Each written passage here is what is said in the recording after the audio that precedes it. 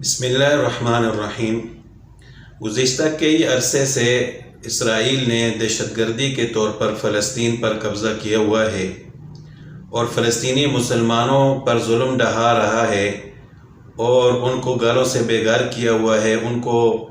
آسانی سے مسجد اقصی میں نماز پڑھنے کی اجازت نہیں دیتے۔ تو اسی ظلم کو برداشت کرتے کرتے آخرکار فلسطینی مسلمانوں اور مجاہدین نے اسرائیل پر گزشتہ چند روز پہلے حملہ کیا۔ تو اب مسلمانوں اور یہودیوں کے درمیان ایک باقاعدہ جنگ شروع ہو چکی ہے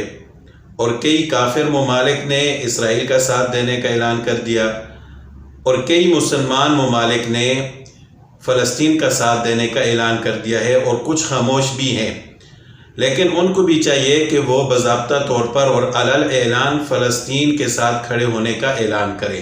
کیونکہ یہ کوئی سیاسی مسئلہ نہیں ہے بلکہ ہمارے ایمان کا مسئلہ ہے، ہمارے دین کا مسئلہ ہے۔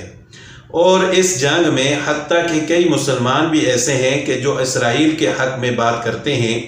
اور یہ کہتے ہیں کہ فلسطینی مجاہدین کا اسرائیل پر حملہ کرنا درست نہیں ہے، ان کو ایسا نہیں کرنا چاہیے تھا،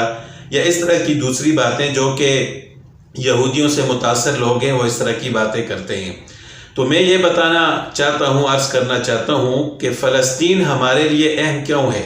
کیوں مسلمان فلسطین کے لیے، مسجد اقصی کے لیے اپنی جانیں قربان کر رہے ہیں، اور اپنی جان قربان کرنے کے لیے بھی وہ تیار ہیں کہ ہم مسجد اقصی کو نہیں چھوڑ سکتے، بیت المقدس کو نہیں چھوڑ سکتے، ہم فلسطین کو نہیں چھوڑ سکتے اگرچہ ہماری جان بھی چلی جائے۔ تو اس کے پیچھے ایک بہت بڑی تاریخ ہے۔ ہمارا یہ ایمان ہے کہ آدم علیہ السلام سے لے کر رسول اللہ صلی اللہ علیہ وسلم تک جتنے بھی انبیاء علیہ السلام اس دنیا میں آئے ہیں وہ سارے برحق تھے، اللہ تعالیٰ کے برگزیدہ بندے تھے، نبی تھے، اللہ تعالیٰ نے جو ان پر کتابیں نازل فرمائیں وہ بھی برحق تھیں۔ تو ہمارا یہ ایمان ہے، لیکن آپ صلی اللہ علیہ وسلم کے آنے سے ان کی شریعت منسوخ ہو چکی ہے، جبکہ یہود و نصارہ کا یہ عقیدہ نہیں ہے۔ یہودی صرف حضرت موسیٰ علیہ السلام یا حضرت یعقوب علیہ السلام کو نبی مانتے ہیں، جبکہ عیسائی صرف حضرت عیسیٰ علیہ السلام کو نبی مانتے ہیں۔ تو بیت المقدس ہمارے لیے اہم کیوں ہے، ہم اس کے زیادہ حقدار کیوں ہیں؟ اس کی وجہ یہ ہے کہ سب سے پہلی بات تو یہ ہے کہ رسول اللہ صلی اللہ علیہ وسلم نے معراج پر جاتے ہوئے اسی مسجد اقصی میں 1,24,000 انبیاء علیہ السلام کو نماز پڑھائی ہے اور ان کے امام بنے ہیں۔ اسی وجہ سے آپ علیہ السلام کو امام الانبیاء کہا جاتا ہے۔ تو یہ سب سے اہم بات ہے ہمارے لیے کہ آپ صلی اللہ علیہ وسلم کو اللہ تعالیٰ ڈائریکٹ خانہ کعبہ سے بھی اوپر لے جا سکتے تھے،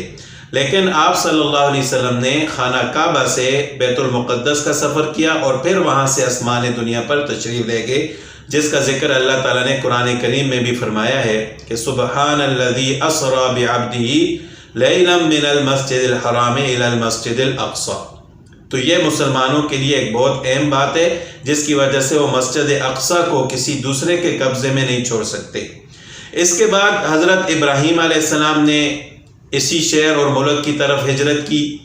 حضرت موسیٰ علیہ السلام نے اپنے ساتھیوں کو اسی شہر کے بارے میں کہا تھا کہ اس میں داخل ہو جاؤ۔ حضرت زکریا علیہ السلام کا محراب اسی جگہ پر ہے، حضرت داؤد علیہ السلام کی مسکنت اسی جگہ پر تھی، حضرت سلیمان علیہ السلام اسی جگہ پر بیٹھ کر پوری دنیا پر حکومت کرتے تھے۔ اور اسی فلسطین کے اندر ایک جگہ ہے جہاں پر چونٹیوں نے حضرت سلیمان علیہ السلام کے لشکر کو دیکھ کر یہ کہا تھا، ایک چونٹی نے کہا تھا کہ آپ اپنے بلوں میں گھس جاؤ کہ کہیں سلیمان علیہ السلام اور اس کا لشکر تمہیں اپنے پاؤں کے تلے رون نہ دے۔ تو بعد میں اس شہر کا نام بھی تبدیل ہو گیا تھا۔ تو بہرحال یہاں پر ایک بہت بڑی تاریخ ہے۔ اسی طرح کئی معجزات، حضرت عیسیٰ علیہ السلام کا بغیر باپ کے پیدا ہونا یہ ایک بہت بڑا معجزہ ہے، وہ بھی اسی جگہ پر ہوا۔ پھر روایات میں آتا ہے کہ حضرت عیسیٰ علیہ السلام قیامت کے نزدیک جب دوبارہ تشریف لائیں گے تو اسی جگہ پر آئیں گے اور اسی جگہ پر وہ دجال کو قتل کریں گے، اور اسی طرح یاجوج اور ماجوج کا دنیا میں فساد اور قتال بھی اسی جگہ سے شروع ہوگا۔ اور حضرت عمر رضی اللہ تعالیٰ عنہ کا خود چل کر جانا بیت المقدس کی فتح کے لیے یہ اسلام کی تاریخ میں ایک بہت اہم باب ہے، اور ہمارے لیے اس کو یاد رکھنا اور ہمارے لیے بیت المقدس کا اہم ہونا،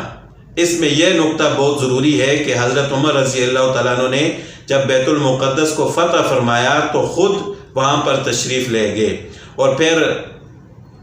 سن 500 کچھ ہجری میں حضرت صلاح الدین ایوبی رحمۃ اللہ علیہ نے اسی شہر کو بیت المقدس کو فتح کیا، تو یہ بھی مسلمانوں کی تاریخ میں ایک اہم کارنامہ ہے۔ تو اس وجہ سے مسلمان کسی صورت بھی بیت المقدس کو، مسجد اقصی کو کسی اور کے قبضے میں نہیں دیکھ سکتے۔ جس طرح حضرت عمر رضی اللہ تعالیٰ عنہ کے دور میں صحابہ کرام نے اپنی پیاری اور قیمتی جانیں بیت المقدس کی خاطر اللہ کی راہ میں قربان کی ہیں، تو وہی شہادت کا سلسلہ آج تک چلا آ رہا ہے اور مجاہدین اپنی جانیں قربان کر رہے ہیں۔ تو پورے مسلمان، پوری دنیا کے مسلمانوں کی یہ ذمہ داری بنتی ہے، اور مسلمان ممالک کے حکمرانوں کی یہ ذمہ داری بنتی ہے کہ وہ علی الاعلان فلسطینی مجاہدین کے ساتھ کھڑے ہونے کا اعلان کریں، اور اسرائیل کو واضح طور پر یہ بتا دیں کہ ہم کسی صورت بھی کسی غیر کے ساتھ کھڑے نہیں ہو سکتے، اور ہم کسی صورت بھی بیت المقدس، مسجد اقصی کسی یہودی کے ہاتھ میں نہیں دیکھ سکتے۔